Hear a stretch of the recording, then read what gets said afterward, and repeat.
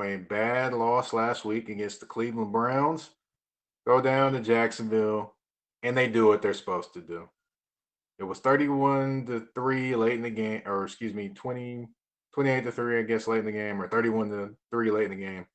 Whatever. Anyway, Jaguars score a late touchdown, make it 31-10, but they never get any closer than that.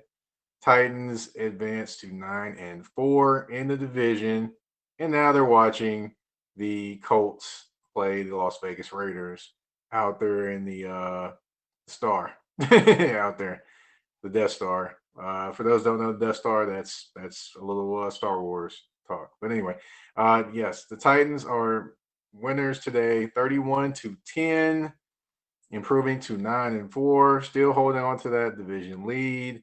It doesn't matter if the Colts win today or not. The Titans are still leading the division. Where do we start? Well, we definitely start with Mr. Derrick Henry. Going into this game, he didn't really get going last game. Cleveland Browns penetrated the offensive line and basically were stopping Derrick Henry behind the line of scrimmage a lot last game, not allowing him to get going. So this game, you knew the emphasis was going to be on the running game. And boy, oh boy, did he get going. 26 carries, 215 yards, two TDs. He averaged 8.3 yards per carry. And it just seemed like as the game was going to go on, he was going to get stronger and stronger and stronger. And he did.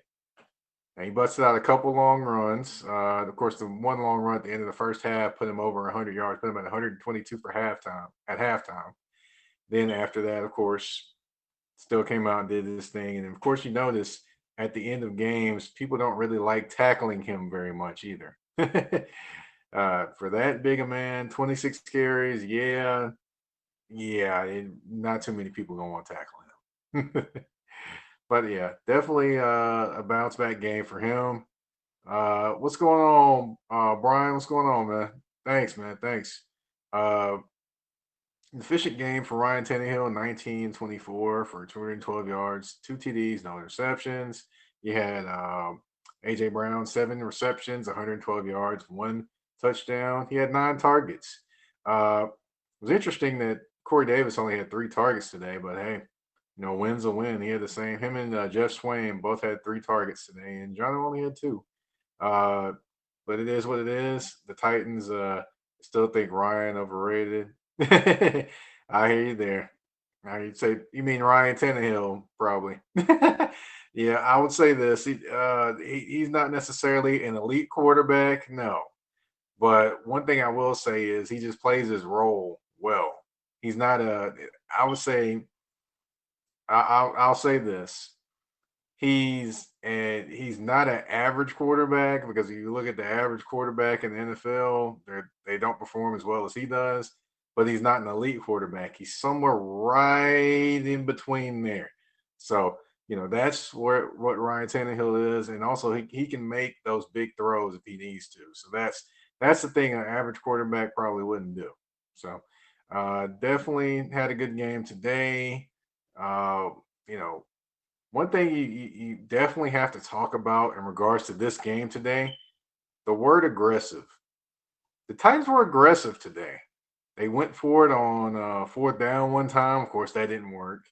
They had the wrong running back in. They had Nichols in instead of Derrick Henry, which of course, they were trying to go hurry up at that point. They faked a punt in their own territory. They were literally probably at the 30-yard line in their own territory, faked the punt, got the first down.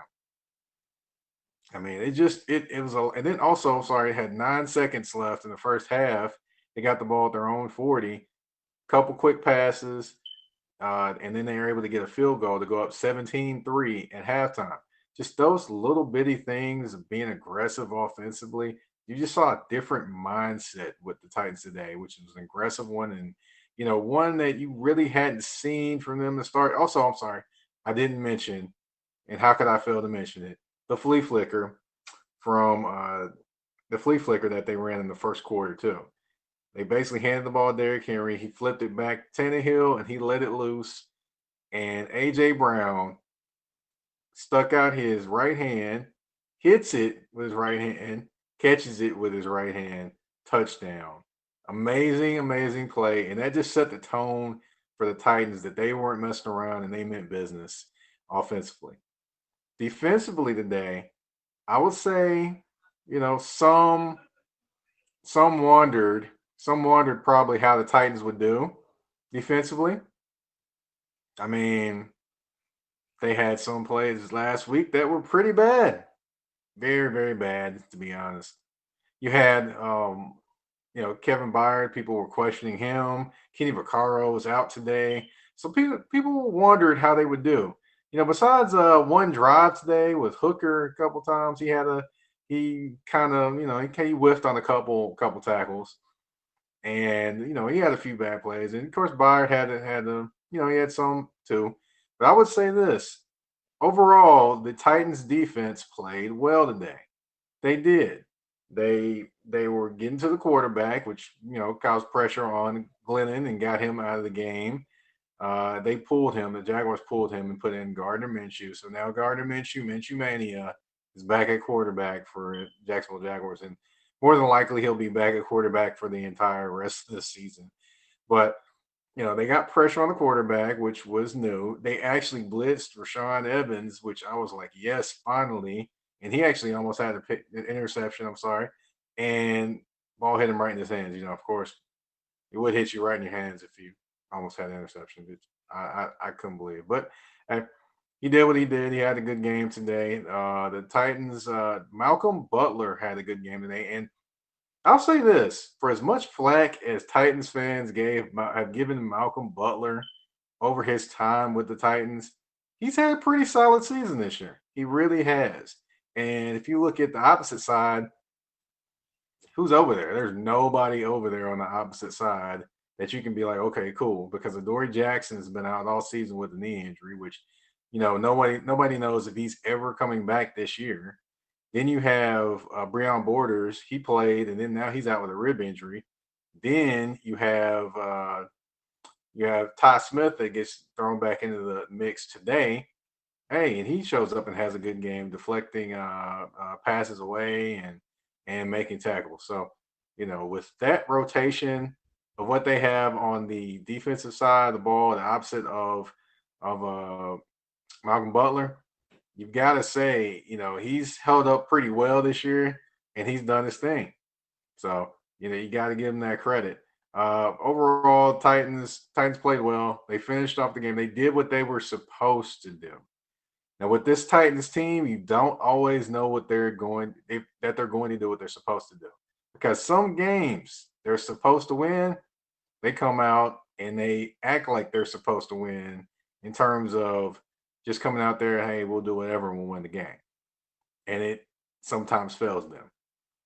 But this game, they came out, they set the tone, they did what they were supposed to do, and they won the game, which is cool. Also, another big thing for the Titans, you're not talking about the kicking game for them. In the beginning of the season, you talked about the kicker missing kicks and doing all those type of things. And then you also talked about the punting game when Brett Kern got hurt. Now you're not hearing anything about the punting game. You're not hearing anything about the kicker because he is doing his job.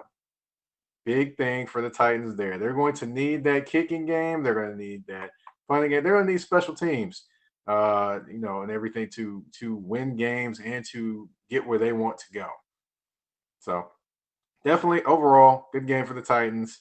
They definitely need to, continue to improve defensively, continue to find ways to get pressure defensively, continue to be consistent in the secondary. That is huge, huge, huge for any aspirations they have of winning a Super Bowl. Huge for them. Offensively, just continue to get back in that groove, because the last few games they were not in that kind of groove offensively. Kind of started out slow, didn't necessarily do what they were supposed to do. And here's what we had. That's just what ended up happening. It is what it is with the Titans. And, they have to hopefully They will continue to get better. Hopefully, they will continue to stay as good as they played today defensively. And next week, they can hopefully translate that to hosting the Detroit Lions. Yes, those Detroit Lions come to town for the Titans next week. Another thing that bodes well for them this season, just in terms of winning the division potentially, they face the Lions, the Packers, and the Texans to end the season. Very good thing for them. The Colts have a little tougher schedule, starting with the Raiders. So the Titans handle their business, they'll win the division. They don't, they're going to be sweating it out. That's how it's going to be. That's just what it's going to be. And the Titans are going to have to just handle their business. They control their own destiny. They do what they're supposed to do, they'll be in the playoffs. If they don't do what they're supposed to do, they won't be in the playoffs. And that would be pretty upsetting and disappointing, especially for Titans and Titans fans, if they did not make the playoffs. Again, Titans go 9-4. They beat the Jacksonville Jaguars 31-10. Derrick Henry, 26 carries, 215 yards, 2 TDs. Ryan Tannehill, 19 of 24, 212 yards, 2 touchdowns. Malcolm Butler, big interception. I mean, it definitely was a good day for the Titans. And let's see if they can keep that momentum going. For more Titans news, you can check me out here on the Haps app. If you haven't downloaded it, go ahead and download it.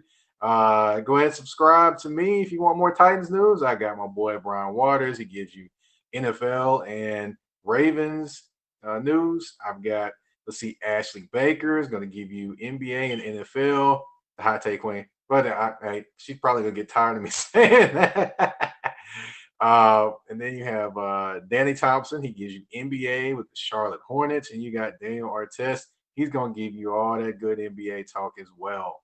And then, of course, you have people talking politics. You have people cooking. You have people doing art. You have all those different avenues on the Haps TV app. So go ahead and download it. Subscribe to all the people I just mentioned. They'll appreciate it. Trust me. All right. As far as following my Titans work, you can follow me on Twitter at Mike Patton82. I live tweet pretty much every Titans game. And then also you can follow my writing work for the Titans coverage at the 3pointconversion.com. That's the number 3pointconversion.com. Definitely you can catch all great sports articles there on not only the Titans, but you got the Washington Redskins. It's one of the teams that we cover, the Atlanta Hawks in basketball, Georgia Tech, a lot of different places and teams that we cover. Again, thank you and have a great rest of your Sunday.